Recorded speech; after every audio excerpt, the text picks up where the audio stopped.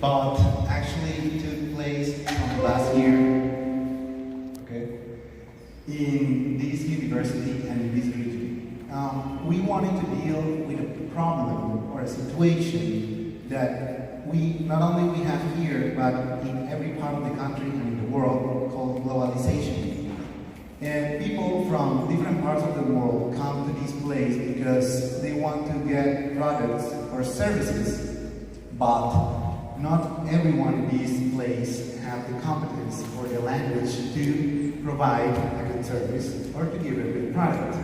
That's why we created a project called Unisangil and Sangil, a very nice region. In order to follow and to deal with this situation, we created some objectives, and we wanted to deal with the situation from the very beginning, and the very beginning is with the students from public elementary schools. Unfortunately, in these schools, not all the professors and not all the teachers, they don't have enough teachers, and the ones they have sometimes they're not qualified enough to teach English, and these students, they don't have the time during the week to learn English. And saying this, we wanted to train the teachers, and that's why we joined forces with the public sector, the private sector, and the university to deal with that. Also, saying that the educational revolution from MEN, Ministerio de Educación, wanted the Colombian population to be fluent and to be competent in English, we started this project on March in the last year, and with three main objectives. The first one was to teach teachers from elementary schools English, because we wanted them to give them really good pronunciation to the students, good vocabulary, and good grammar. But also, we wanted the people working in the touristic sector to be able to communicate in English and to provide a good service. As you know, San Gil is an area where the economic influence is really influenced by tourism. And if our people, the people that are here and are not actually fluent in English, it's very difficult for them to give a good service. Also, we wanted to support these teachers from public elementary schools in CLIL. CLIL is an approach that Sarah and me and other teachers have been working on for the last few years. And we got some experience in this area in order to provide this knowledge to all these teachers and all these public institutions. Because unfortunately, these students, they don't have time to learn English, but they have time to learn mathematics, they have time to learn science or other subjects. So we wanted to deal with the situation, teaching them mathematics, sometimes in English, to teach them science in English, or sometimes some other subjects in English. For example, if a student from basic school, probably third grade, if they wanted to learn, or they're going to learn the body parts and the digestive system or the breathing system, they're going to learn this vocabulary in English, they're going to learn about the content in English, they're going to learn about the grammar in English, but at the same time, they're not leaving this content behind. So that was the part of the project that we started working with the teachers, and we wanted them to come voluntarily, and surprisingly, many people arrived, and all of them were willing to start with this project, and we had some really amazing results, hard working with Sarah and some other teachers for the last year. So Sarah is going to tell you now the results of this hard working, and after that, one of the teachers is going to tell you her personal experience on this field. So, Sarah, what were the results on this? Okay, good afternoon all of you. I'm going to talk about the main product, like the first main outcome about this project. So, after we worked for a year with all the teachers from the public elementary schools in San Gil, we decided to gather all these clear lessons that we did with them, that we applied in their classes. And we are actually working on our first primer, a clear booklet, when we actually putting together all these lesson plans that we create with the teachers. We think that the experience was really important for us to share with them. So it cannot just be for us to like save it for us. We need to share it with all the teachers. So this is going to be like a book published in the future, so people can like get to it and then like probably download it from internet or like have it in their school so they can use it in the real classes. Okay, I'm going to show you a little bit about the structure and the design of the booklet.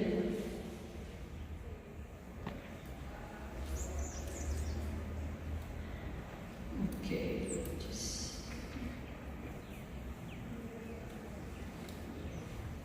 okay, so the booklet is called ELT Classroom Experiences in Elementary School, a Clear Approach. This is with the support of the Alcaldía, with the Chamber of Commerce, with Ms. Angel, together to build this project to go with during the year. Okay, so the booklet is divided by subject. So, for example, this first topic, this first subject is on ethics from the first grade. This is pretty much the design of the clear lesson. Just wait a second.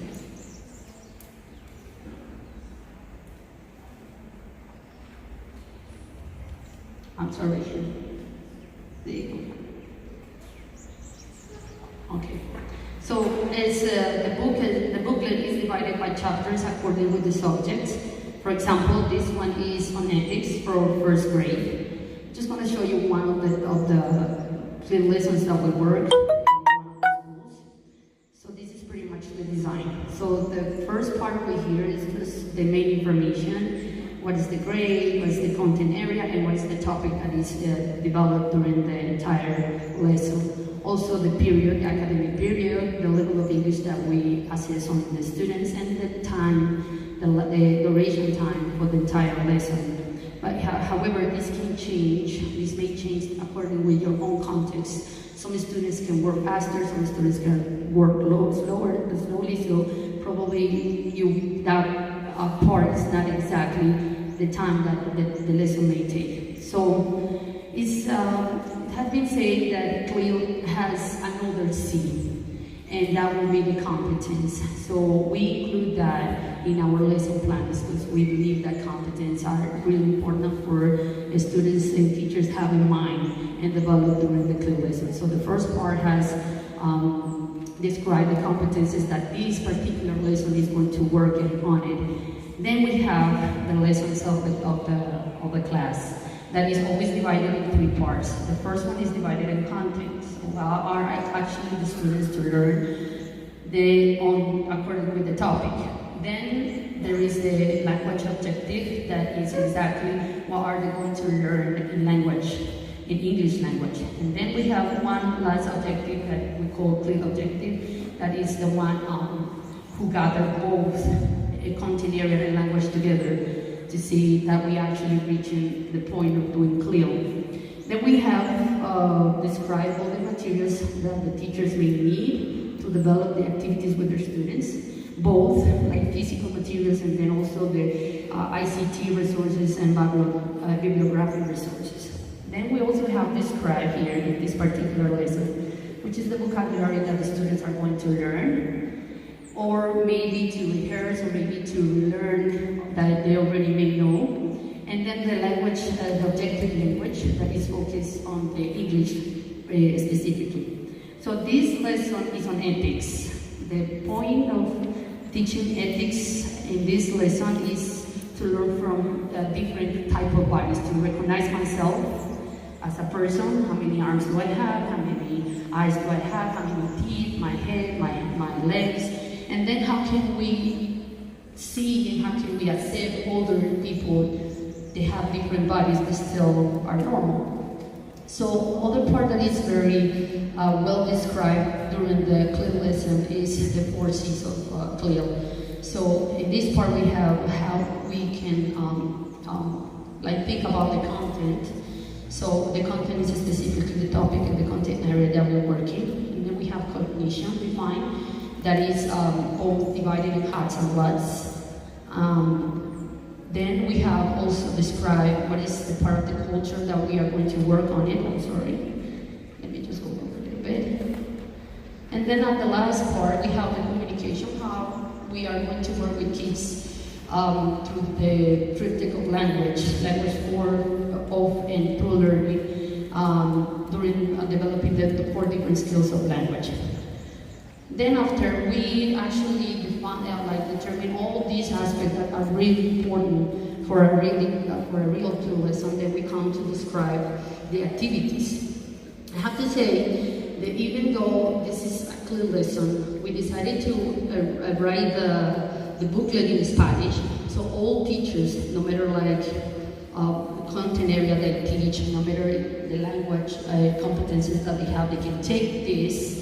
It is in Spanish, so you can understand how can you develop all the activities. However, all the worksheets and activities and material for students is in English.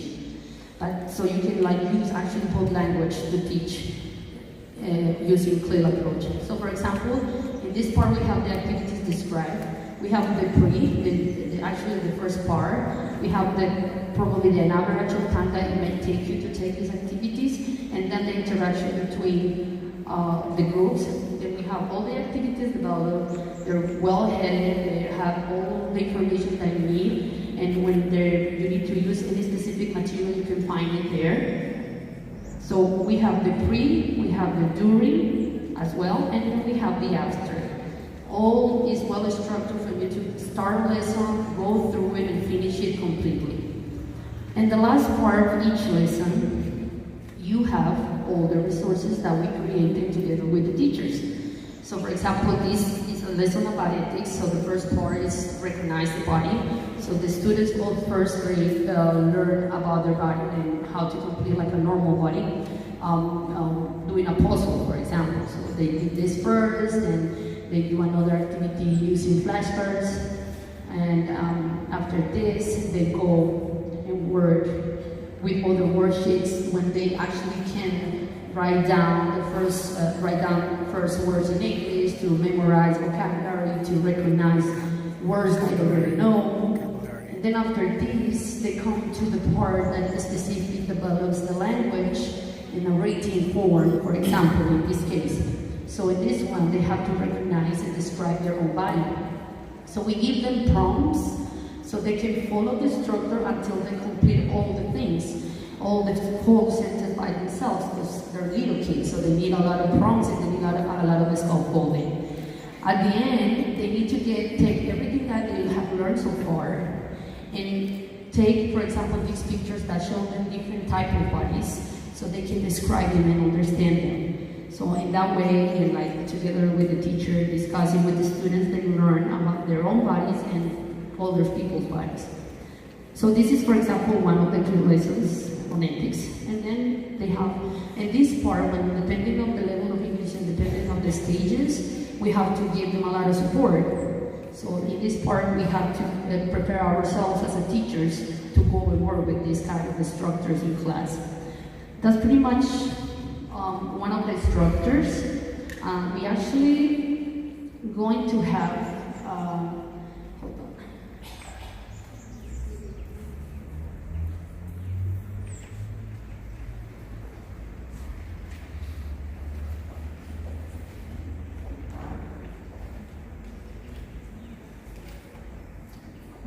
Sorry.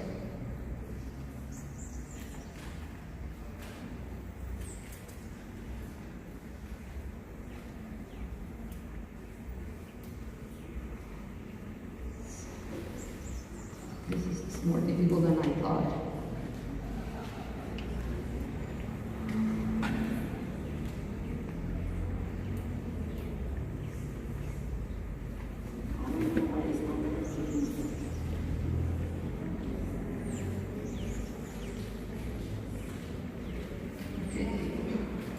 Okay, for the last part after this, we want to show you a little bit more about it, and then we want to invite you later at 5 p.m. We're going to expand all the experience, how was the process and the methodology that we used for a year working with these teachers, what schools and how many students, and exactly how we did this with them. We're going to explain deeper how we developed the lesson planning.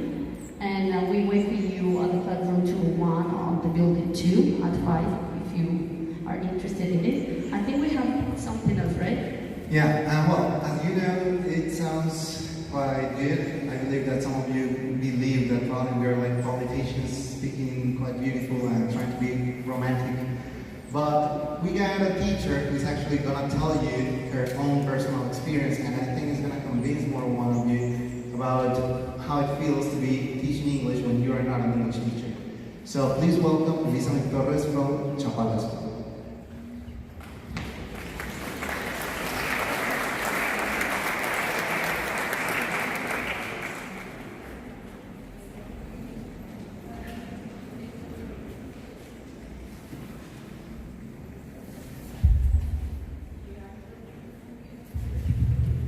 Good afternoon, all.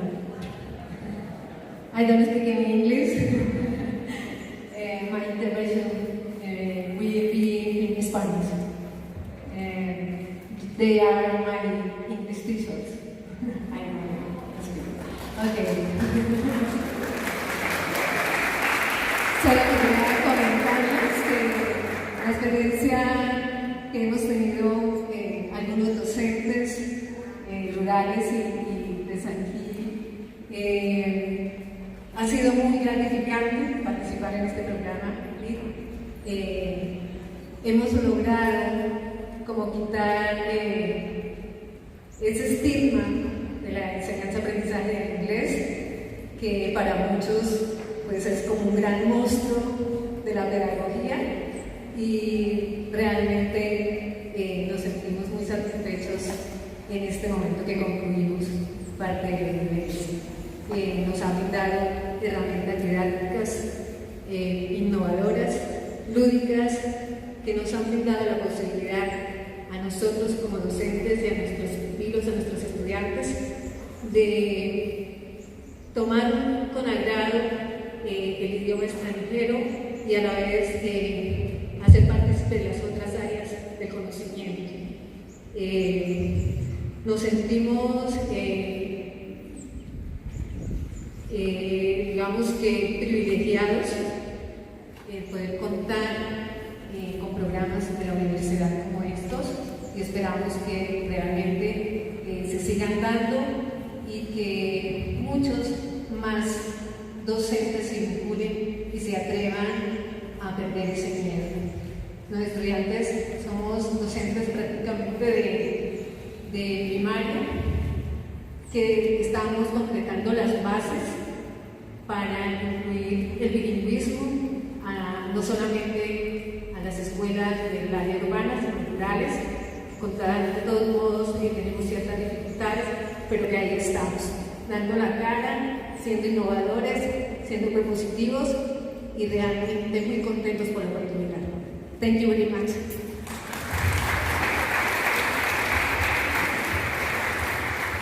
Thank you, Elizabeth. And well, thank you again to all of you for coming to this first International ELT Congress. Now we are going to continue with the next part of the Congress, and Carolina is going to come here to tell you a little bit more about it, but thank you so much.